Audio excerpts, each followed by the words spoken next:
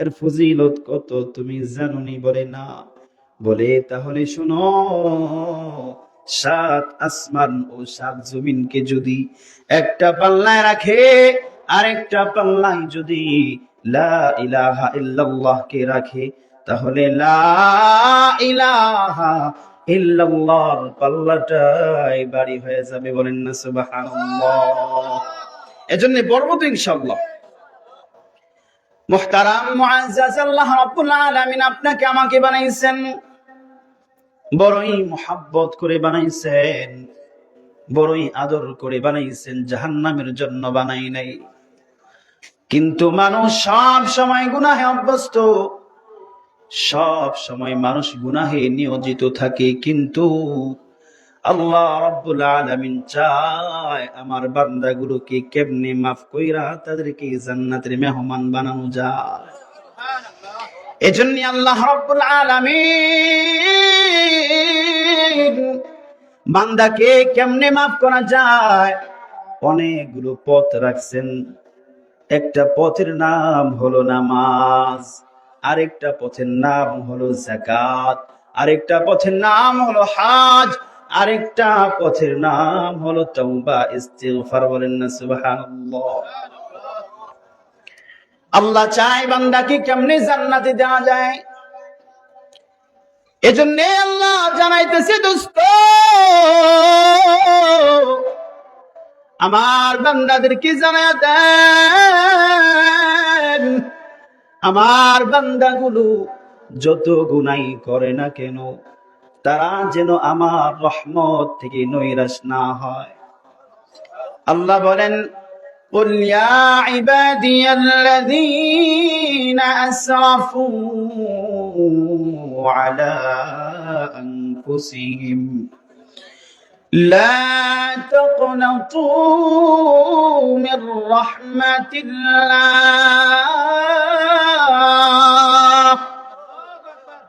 إن الله يغفر الذنوب جميعا إنه هو الغفور الرحيم। আল্লাহ বলতেছি, দোস্ত আমার বান্দাদেরকে জানায়া দেন, তাদের গুনাহ যতই বেশি হোক না কেন, যদি তাদের গুনাহ সমুদ্রের ফেনার চাইতেও বেশি হয়, মরুভূমির বালুকণার চাইতেও বেশি হয়, দোস্ত আমার বান্দাদেরকে আপনি জানায়া দেন, তাইলেও যেন তারা আমি আল্লাহর রহমত থেকে নৈরাশ না হয়। আল্লাহ তাআলা সূরা তাহরীমের 8 নম্বর আয়াতের মধ্যে বলতেছেন, ইয়া আইয়ুহাল্লাযীনা আমানু তুবু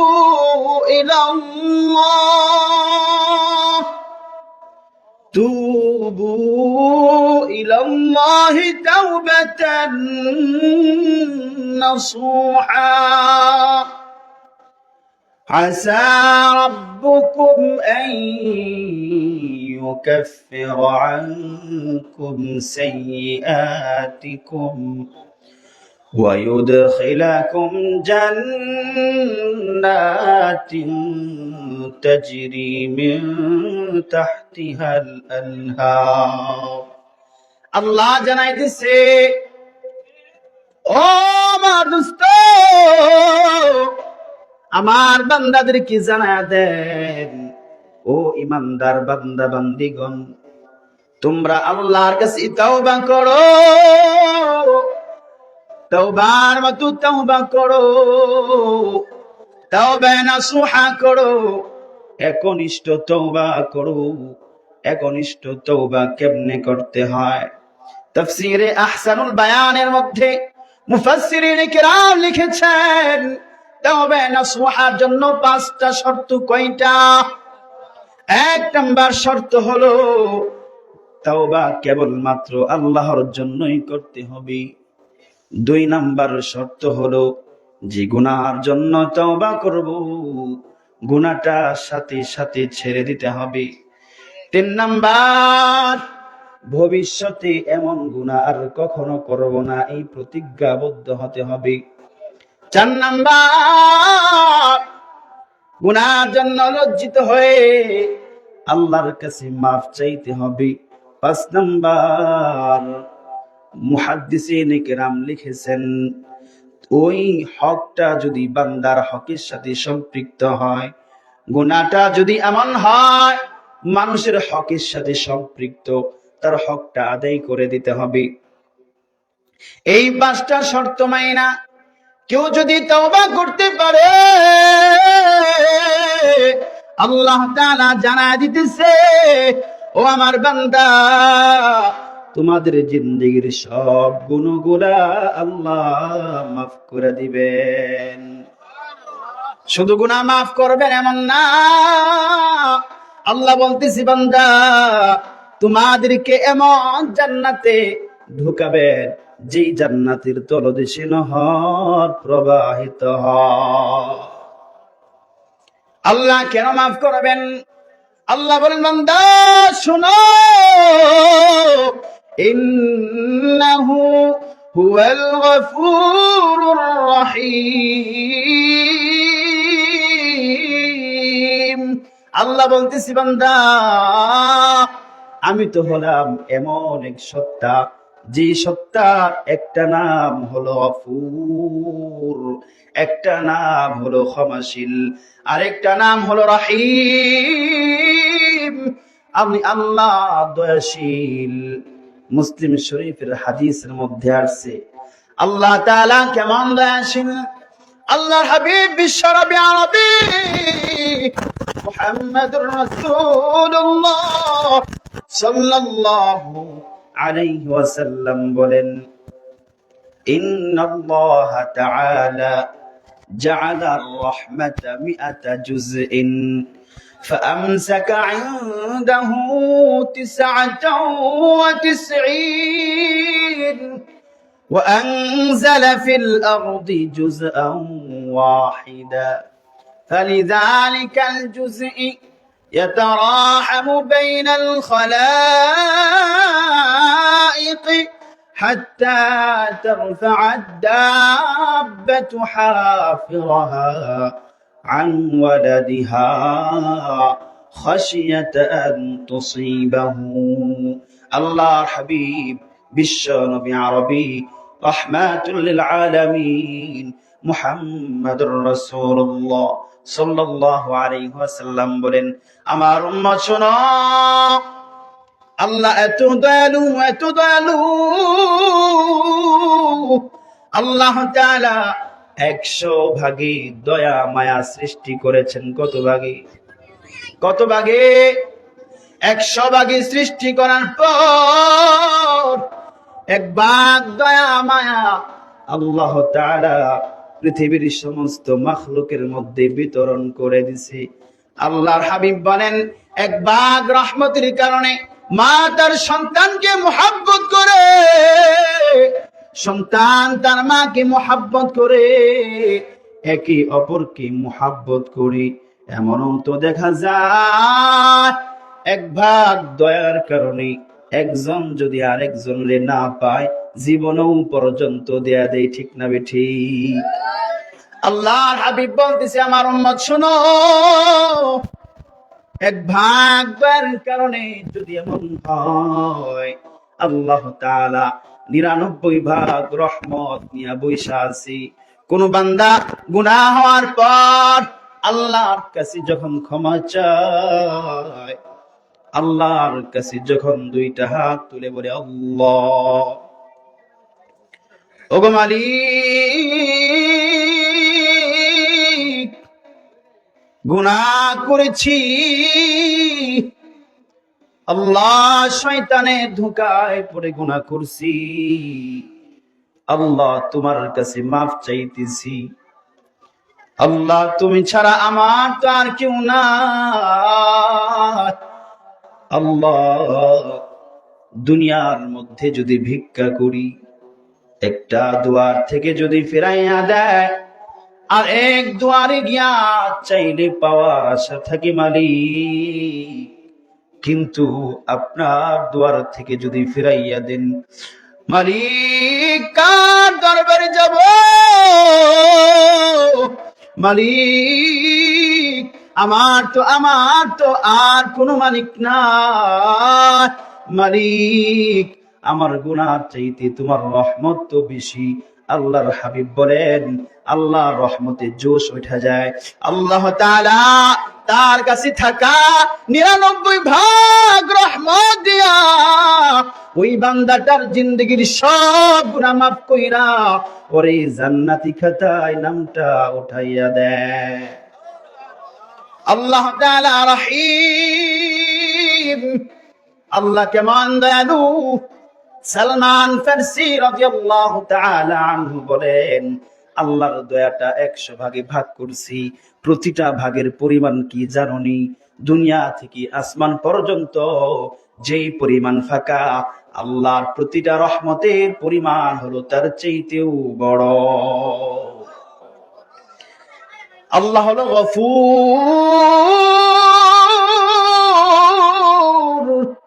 আল্লাহ ক্ষমাশীল। আল্লাহ কেমন ক্ষমা করেন।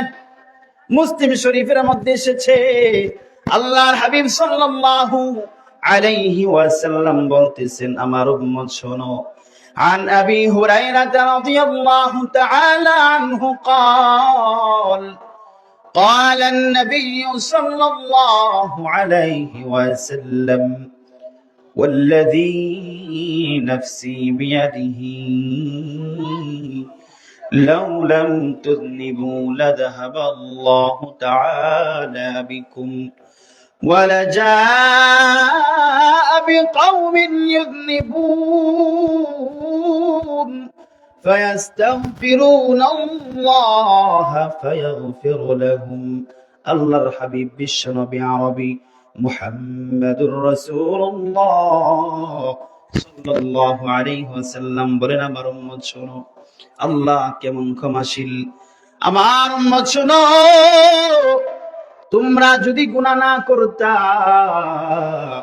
আল্লাহ তাআলা তোমাদেরকে ধ্বংস করিয়া দিত। ধ্বংস করে এমন একটা জাতি আনার করতেন যারা গুনাহ হওয়ার পর আল্লাহর কাছে ক্ষমা চাইতো, আর আল্লাহ তাআলা তাদেরকে ক্ষমা করে দিতেন। সুবহানাল্লাহ, রাস্তি করে বলেন সুবহানাল্লাহ বলে গুনাহ হয় নাকি? একবার যদি কেউ সুবহানাল্লাহ বলে, আল্লাহর হাবিব বলেন, আমার উম্মত শোনো। তাফসীর ইবনে কাসিরের মধ্যে এসেছে, পয়গম্বর সুলাইমান আলাইহিস সালাতু ওয়াস সালাম আকাশ দিয়ে উড়ে যাইতেছে ওনার সিংহাসন নিয়া। ওনার সিংহাসন এত বড় ছিল, ওনার সিংহাসনে আসন সংখ্যা ছিল 6 লাখ। সুবহানাল্লাহ বলেন। কত লাখ? 3 লাখ আসনে মানুষ বসতো, আর 3 লাখ আসনে জিন বসতো। আল্লাহর হাবিব বলেন, এত বড় সিংহাসন নিয়ে যখন তিনি আকাশ দিয়ে উড়ে যায়, জমিন থেকে একজন কৃষক দেখে বলল, সুবহানাল্লাহ, কি আশ্চর্যের ব্যাপার! পয়গম্বর সুলাইমান এত বড় সিংহাসন নিয়ে আকাশ দিয়ে উড়ে যায়। পয়গম্বর সুলাইমান সুবহানাল্লাহ শব্দ শুই না উনার সফর থামায়া ওই কৃষকের কাছে যাইতে লাগলেন। কৃষক ভয়ে কাঁপতেছে, হাই হাই, আমি কি পয়গম্বরের সাথে বেয়াদবি করলাম? আমার শব্দ শুইরা উনার সফর থামায়া দিছে।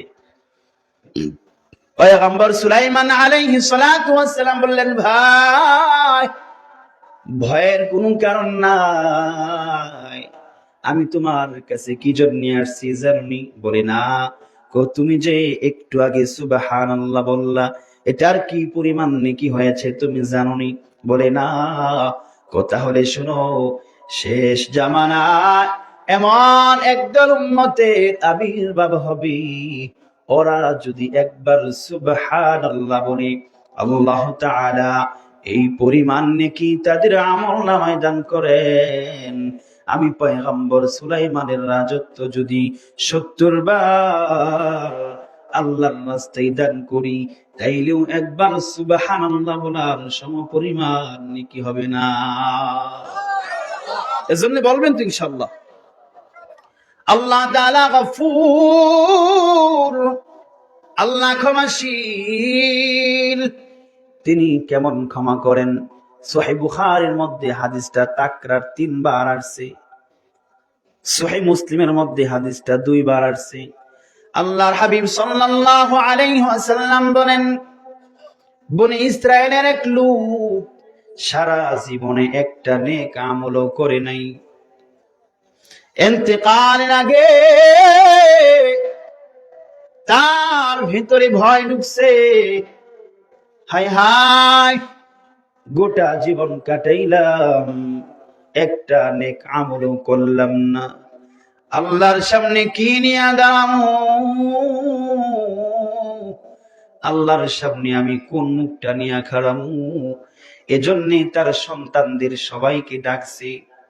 সন্তানরা যখন আইসা উপস্থিত হইল, সন্তানদেরকে বলতেছে, সন্তান তোমরা তো ভালো করেই জানো তোমার ভাব কতটা নিকৃষ্ট, একটা নেক আমলও করে নাই। ও সন্তান, আমার ইন্তেকালের পরে কিন্তু আমারে তোমরা দাফন দিবা না, কি করবা জানোনি? আমার লাশটারে তোমরা আগুন দিয়া পোড়াইবা। আগুন দিয়া পোড়ানোর পরে যখন আমার লাশটা ছাই হয়ে যাবে, আমার হাড্ডিগুলো তোমরা একেবারে পিষা চুরমার করবা। তারপরে প্রচন্ড বাতাস যখন আসবে, আমার ওই ছাইগুলো তোমরা বাতাসে উড়াইয়া দিবা। এই কথা বলার পর পরে লোকটার ইন্তেকাল হয়ে গেছে। সন্তানরা ওসিয়ত মোতাবেক তার লাশটারে আগুন দিয়া পোড়াইলো, ছাই বানাইলো, বাতাসে ছাই উড়া দিল। কিন্তু বাতাস কার গোলাম? বাতাস কার গোলাম? আল্লাহ তাআলা বাতাসকে আদেশ দিলেন, আদ্দিমা আখলতি, ও বাতাস আমার এই বান্দার যে অংশটা তোর ভেতরে গেছে ফিরায়া দি। আল্লাহ বলেন, মিনহা খালাকনাকুম ওয়া ফিহা নুঈদুকুম ওয়া মিনহা নুখরিজুকুম তারাতান উখরা। আল্লাহ বলতেছি, বান্দা আমি তোমাদেরকে এই মাটি থেকে বানিয়েছি, আবার তোমাদেরকে এই মাটিতেই ফিরায় নিব। ও বান্দা, আবার তোমাদেরকে এই মাটি থেকে আমি আল্লাহ বের করব। তোমরা ভাইবো না, অযথা তোমাদেরকে বানাইছি। বান্দা, আল্লাহ বলেন, أفحسبتم أنما خلقناكم عبثا وأنكم إلينا لا ترجعون। আল্লাহ বলতেছি, বান্দা তোমরা মনে কইরো না আমি তোমাদেরকে দুনিয়াতে অযথা বানাইছি। অযথা বানাই নাই রে বান্দা, আমার কাছে তোমাদের অবশ্যই ফিরে আসতে হবে। 60 বছর, 70 বছর, 80 বছর হায়াত তোমার দিছি বান্দা, তোমার জিন্দেগির প্রতিটা মুহূর্তের হিসাব আমি আল্লাহর কাছে দিতে হবে। দিনটা কেমন হবে? আল্লাহ বলেন, ইয়াউমা ইয়াফিরুল মারউ মিন আখিহি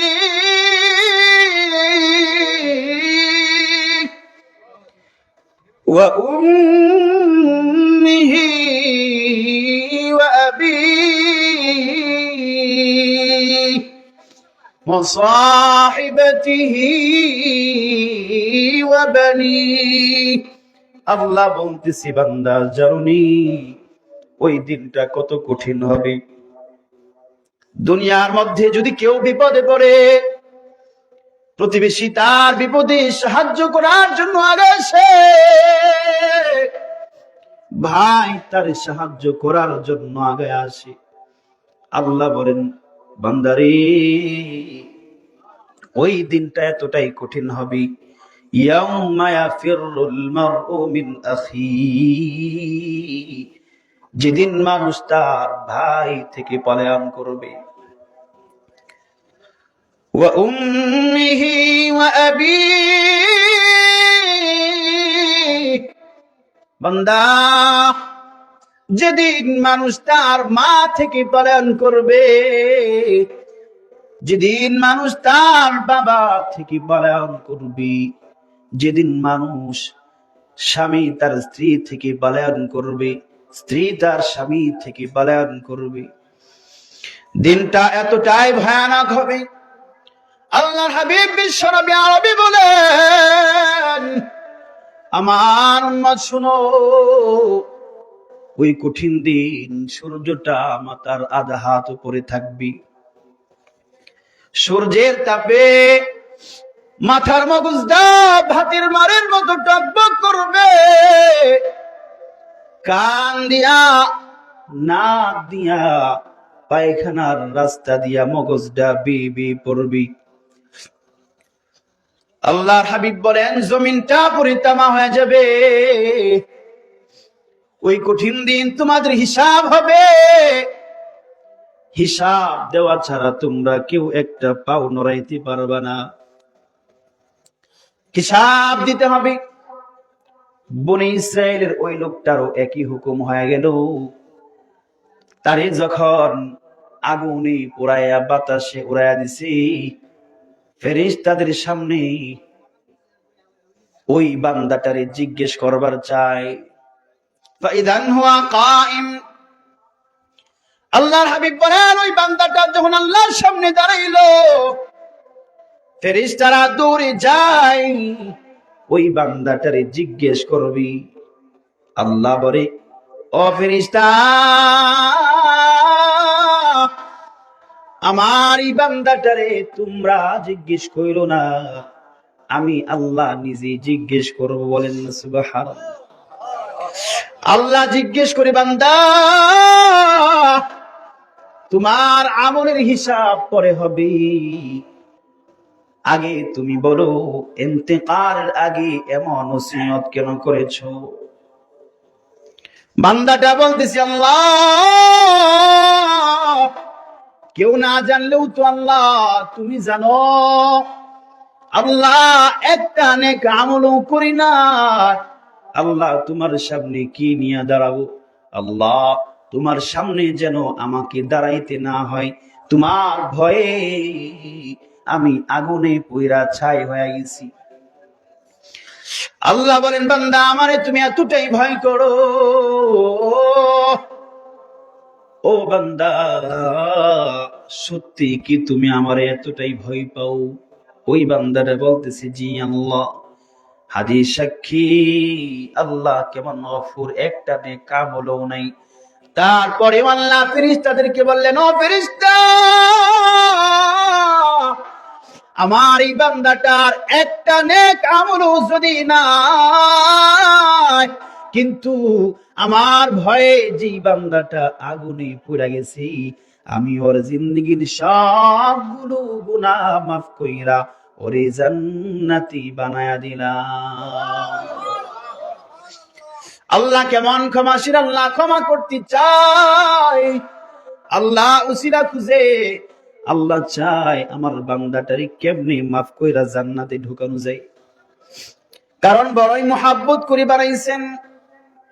পয়গম্বর নূহ আলাইহিস সালাতু ওয়াস সালাম ৯৫০ বছর দাওয়াত দিছে, কিন্তু কোন মানুষ তার কথা শুনে না।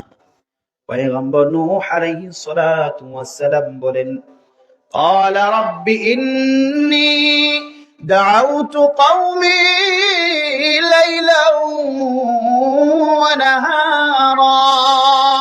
পয়গম্বর নূহ আলাইহিস সালাতু ওয়াস সালাম আল্লাহকে বললেন, ওগো আল্লাহ, এতদিন ধরে দাওয়াত দে, দিনরাত আল্লাহ আপনার বান্দাদেরকে আপনার দিকে ডাকি, কিন্তু আমার দাওয়াত কোন কাজে আসে না। আল্লাহ আমার দাওয়াত তাদের মধ্যে কোনো কাজে লাগতেছে না। আল্লাহ আমি যখন তাদেরকে দাওয়াত দিবার যাই, আল্লাহ তারা কানে আঙ্গুল দিয়া রাখি, আল্লাহ তাদের চেহারাটা কাপড় দিয়া ঢাইকা ফেলে। ওগো আল্লাহ, আপনার কাছে আমার ফরিয়াদ হলো, আপনি এই কাফেরদেরকে এই জমিনে আর রাখবেন না। আল্লাহ কেমন মোহাব্বত করেন, একটু মনোযোগ দিয়ে শুনবো। পয়গম্বর নূহ আলাইহিস সালাতু ওয়াস সালাম বদ্ধ করলেন, قال نوح رب لا تذر على الأرض من الكافرين ديارا। আল্লাহ, এতদিন যাদেরকে দাওয়াত দিলাম ওরা কথা শোনে না, আপনার কাছে আমার ফরিয়াদ হইল, একটা কাফেরের ঘর বাড়িও আপনি জমিনে রাখবেন না। আল্লাহ বললেন মুসা, আল্লাহ বললেন নূহরি পবিত্র জবান দিয়া বদ্ধ করছো, যে জবান কখনো মিথ্যা বলে না, যে জবান পবিত্র জবান, যে জবানটা সব সময় যিকরুল্লাহ মগ্ন থাকি, এমন পবিত্র জবান দিয়া বদ্ধ করছো। নূহ রে, নৌকা বানায়া নৌকার মধ্যে উঠে যাও। নূহ আলাইহিস সালাতু ওয়াস সালাম নৌকা বানাইয়া নৌকার মধ্যে উঠে গেলেন। আল্লাহ প্লাবন দিয়া সব কিছু ধ্বংস করলেন। এবার আল্লাহ তাআলা নূহ আলাইহিস সালাতু ওয়াস সালাম কি ডাক দিয়ে বলেন, নূহরি বদদুয়া দিছিলা কাফির মুশরিক বেঈমানদেরকে ধ্বংস করার জন্য, নূহ রে এবার নৌকা থেকে নামো, আর কাফির নাই, মুশরিক নাই, এবার তুমি জমিনে নামো। নূহরি জমিনে নাইমা মাটি দ্বারা কিছু হাড়ি পাতিল বানাও। পয়গম্বর নূহ আলাইহিস সালাতু ওয়াস সালাম বলতেছে, আল্লাহ কতদিন বানাবো? আল্লাহ বলেন, নূহরে বানাইতে থাকো। দীর্ঘদিন যাবত হাড়ি পাতিল বানাইলেন। আল্লাহ রাব্বুল আলামিন আরেকদিন নির্দেশ দেন, নূহরি তোমার হাতে যে লাঠিটা দেখা যাচ্ছে, ওই হাতের লাঠি দিয়া সবগুলো হাড়ি বাতিল ভাঙ্গো। পয়গম্বর নূহ আলাইহিস সালাতু ওয়াস সালাম সবগুলো হাড়ি বাতিল ভাঙলেন। ভাঙ্গার পরে মনটা খারাপ করে বসে আছে। আল্লাহ তাআলা জিজ্ঞেস করেন, নূহ রে মনটা খারাপ? বলে জি আল্লাহ। বলে মনটা খারাপ কেন? বলে আল্লাহ হাড়ি পাতিল বানাইতে বললেন, বানাইলাম, রোদে শুকাইলাম, আল্লাহ বৃষ্টিতে ভিজবে, কুয়াশায় নষ্ট হবে, পলিথিন দিয়া ঢাকলাম, আল্লাহ এত কষ্ট করে বানাইছি, ওগো মালিক এত কষ্ট করে বানাইছি, কেনই বা বানাইলাম, আবার কেনই বা ভাঙলাম, কেনই বা বানাইতে বললেন, আর কেনই বা ভাঙতে বললেন? আল্লাহ নিজের হাতে বানাইয়া নিজের হাতে ভাঙলাম, এই জন্য মালিক কষ্ট লাগতেছে। আল্লাহ বলেন, নূহরি হাড়ি বাতিল যে বানাইছো এগুলোর মধ্যে হাত দিছিলা? বলে না। পাও দিছিলা? বলে না। চোখ দিছিলা? বলে না। নূহ রে নিজের হাতের লাঠি দিয়া যখন ভাঙছো, কেউ কি তোমার কাছে আশ্রয় চাইছে? পয়গম্বর নূহ বলে না আল্লাহ। আল্লাহ বলে, নূহ রে হাত দেও নাই, পাও দেও নাই, চোখ দেও নাই, নিজের হাতের লাঠি দিয়া যখন ভাঙলা, কেউ তোমার কাছে আশ্রয় চাই নাই, তাইলেও এগুলো ভাঙ্গিয়া তোমার কষ্ট হয়। আমি মানুষকে কত সুন্দর করে বানাইছি জানুনি? আল্লাহ বলেন, ওয়াত্তিন ওয়াজ্জাইতুন وطور سينين وهذا البلد الأمين লাকাদ খালাকনাল ইনসানা ফি আহসানি তাকওয়িম। আল্লাহ বলেন আমি মানুষকে কত সুন্দর করে বানাইছি, একটা দুইটা তিনটা না, আল্লাহ চারটা শপথ কি বলতেছি, আমি মানুষকে সবচেয়ে সুন্দর করে বানাইছি, ওদেরকে জাহান্নামের জন্য বানাই নাই। নূহ রে, তোমার বদ্ধ শুই না আমার বান্দাদেরকে ধ্বংস করছি। নূহ রে, এবার বুঝো আমি আল্লাহর কেমন কষ্ট হয়। নূহ রে এত সুন্দর করে বানাইছি, কাফির মুশরিক বেঈমান সারা জীবনে একটা নেক আমলও করে নাই, ওর নামে আমি আল্লাহ একটা একটা জান্নাত বরাদ্দ করে রাখছি। কারণ আমি আমার বান্দারে বড়ই মোহাব্বত করি, বড়ই ভালোবাসি, এত সুন্দর করে বানাইছি। আমার বান্দারে জাহান্নামে দেওয়ার জন্য চাই না। আমার বান্দা যদি জীবনের শেষ মুহূর্তে আইসা আমি আল্লাহর কাছে তওবা করে আমি ওর সবগুলো গুনাহ মাফ কইরা ওর নামে জান্নাত বরাদ্দ করে দিব। এজন্য জান্নাতে যাইবার চাই তো ইনশাআল্লাহ। কে কে চায় হাত তুলে দেখায়। আল্লাহ, শেষ রাত, আল্লাহ যারা মুরব্বী বাবারা, আল্লাহ যুবক ভাইরা হাত তুলছে গো আল্লাহ, জান্নাতের প্যান্ডেলের ভিতরে থেকে হাত তুলছে আল্লাহ, প্রত্যেকের হাতকে তুমি কবুল মঞ্জুর করে নাও। গুনাহ মাফ করা যাইতে হবে। গুনাহ কেমনে মাফ করাইতে হবে জানেননি? গুনাহ নিয়ে ওই কবরে যাওয়া যাবে না। গুনাহ মাফ করার মেডিসিনের নাম হলো ইস্তিগফার। গুনাহ মাফ করার মেডিসিনের নাম কি? ইস্তিগফার। ইস্তিগফার হচ্ছে গুনাহ মাফ করার সাবান। কাপড় ধোয়ার যেরকম সাবান থাকে না, কাপড়ে যেরকম সাবান দিয়া ঘষা দিলে কাপড় পরিষ্কার হয়, ঠিক অনুরূপ গুনাহগার বান্দা যখন ইস্তিগফার করে আল্লাহর কাছে যখন মাফ চাই, আল্লাহ রাব্বুল আলামিন তার জিন্দেগীর সবগুলো গুনাহ মাফ কইরা ওরে একদম স্বচ্ছ পরিচ্ছন্ন বানায় দিবেন না সুবহানাল্লাহ। এমন মাফ করেন আল্লাহর হাবিব সাল্লাল্লাহু আলাইহি ওয়াসাল্লাম বলেন, আত-তাইবু আনিয যামবি কামান লা যামবা লাহু। গুনাহ থেকে যে ব্যক্তিটা তওবা করে আল্লাহ তাআলা তাকে এমন ভাবে মাফ করেন যেন ওর জিন্দেগিতে কোনো গুনাহই ছিল না। এজন্য তওবা করতে রাজি আছি তো ইনশাআল্লাহ। ইস্তিগফার যদি কেউ পড়ে, আল্লাহ রাব্বুল আলামিন বলতেছে বান্দা فَقُلْتُ اسْتَغْفِرُوا رَبَّكُمْ إِنَّهُ كَانَ غَفَّارًا। আল্লাহ বলেন বান্দা হে, তোমরা তোমাদের কৃত গুনাহের জন্য আল্লাহর কাছে তওবা করো, আল্লাহর কাছে ক্ষমা চাও, আল্লাহ তাআলা তোমাদের গুনাহগুলো ক্ষমা করে দিবেন।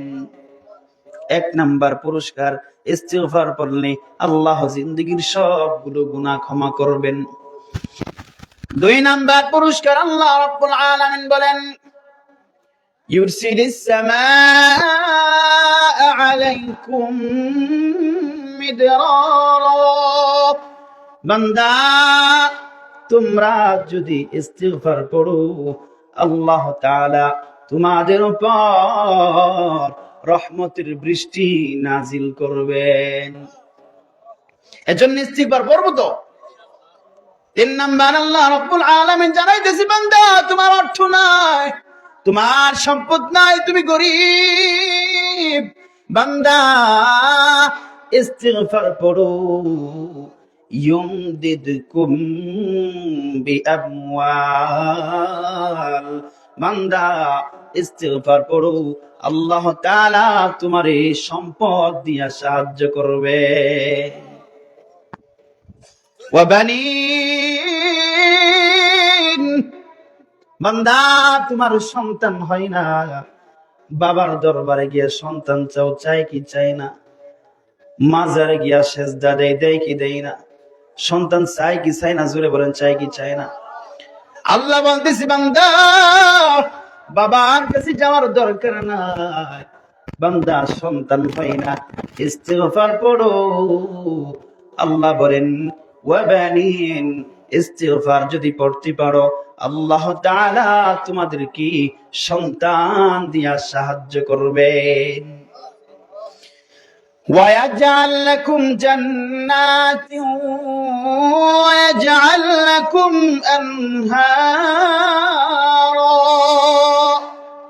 আল্লাহ বলে বান্দা ইস্তিগফার যদি তোমরা পড়ো আল্লাহ তাআলা তোমাদেরকে এমন জান্নাতের মালিক বানায় দিবে যেই জান্নাতের তলদেশে নহর প্রবাহিত হয়। এজন্য ইস্তিগফার পড়বো তো ইনশাআল্লাহ। ইস্তিগফার কেমনে পড়বো? আস্তাগফিরুল্লাহ, সবাই পড়ি আস্তাগফিরুল্লাহ, আস্তাগফিরুল্লাহ, আস্তাগফিরুল্লাহ, আস্তাগফিরুল্লাহ, আস্তাগফিরুল্লাহ। আল্লাহর হাবিব সাল্লাল্লাহু আলাইহি ওয়াসাল্লাম বলেন, কোন উম্মত যদি তিনবার ঘুমাবার পূর্বে আস্তাগফিরুল্লাহ, আস্তাগফিরুল্লাহ, আস্তাগফিরুল্লাহ তিনবার যদি আল্লাহর কাছে ক্ষমা চাই আল্লাহ তাআলা ওই বান্দার জিন্দেগীর সবগুলো গুনাহ মাফ করে দিবেন। এজন্য পড়বো তো ইনশাআল্লাহ। কিন্তু আমরা অনেকেই বলি আস্তাগফিরুল্লাহ, কি পড়ে? আমরা অনেকেই তাড়াহুড়া করতে গিয়া সময় বাঁচাইতে গিয়ে বলি আস্তাগফিরুল্লাহ, আস্তাগফিরুল্লাহ, আস্তাগফিরুল্লাহ। আস্তাগফিরুল্লাহ বললে ঈমান নষ্ট হয়ে যাবে, নাউজুবিল্লাহ বলে। কারণ আস্তাগফিরুল্লাহ এর অর্থ হচ্ছে আল্লাহ আমি আপনার কাছে মাফ চাই, আল্লাহ আমি আপনার কাছে মাফ চাই। কিন্তু কেউ যদি আস্তাগফিরুল্লাহ বলে, আস্তাগফিরুল্লাহ এর অর্থ হয় আল্লাহ আমি আপনারে মানি না, আপনারে অস্বীকার করি, নাউজুবিল্লাহ বলে। এজন্য এই বাক্যটা শুদ্ধ করে শিখবো তো ইনশাআল্লাহ। হুজুরদের কাছে যাব, ওলামায়ে কেরামদের কাছে গিয়ে আমি যে নামাজ পড়ি, টুকটাক যতটুকু আমল করি, অনেকের আমল সারা বছর নামাজ পড়তেছে কিন্তু ওযুই হয় না, অনেকে আছে না নাই? মুহতারাম, আমল অল্প হোক কিন্তু আমলটা যদি বিশুদ্ধ হয়, অল্প আমল আপনার জন্য নাজাতের জন্য যথেষ্ট হয়ে যাবে। আল্লাহর হাবিব বলেন আখলিস দীনাকা ইয়াকফিকাল আমালুল কলিল, তোমার আমলটাকে বিশুদ্ধ করো, অল্প হলেও এই অল্প আমল, অল্প বিশুদ্ধ আমল তোমার নাজাতের জন্য যথেষ্ট হয়ে যাবে। সুবহানাল্লাহ। এজন্য হুজুরদের কাছে গিয়ে আমল শিখবো তো ইনশাআল্লাহ। যে কথাগুলো বললাম আল্লাহ তাআলা আমাকে এবং আমাদের সবাইকে এগুলোর উপর আমল করার তৌফিক দান করুন।